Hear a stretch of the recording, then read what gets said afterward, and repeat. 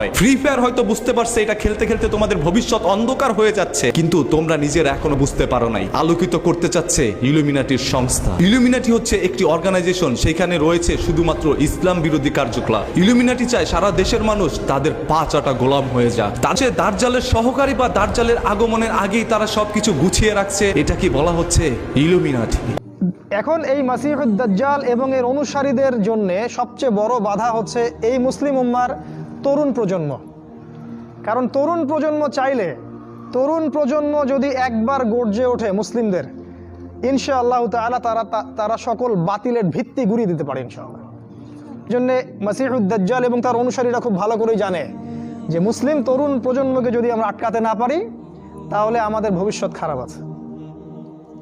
এই জন্য সারা বিশ্বে দেখবেন তরুণদেরকে ধ্বংস করার সমস্ত ষড়যন্ত্র চক্রান্ত চলছে।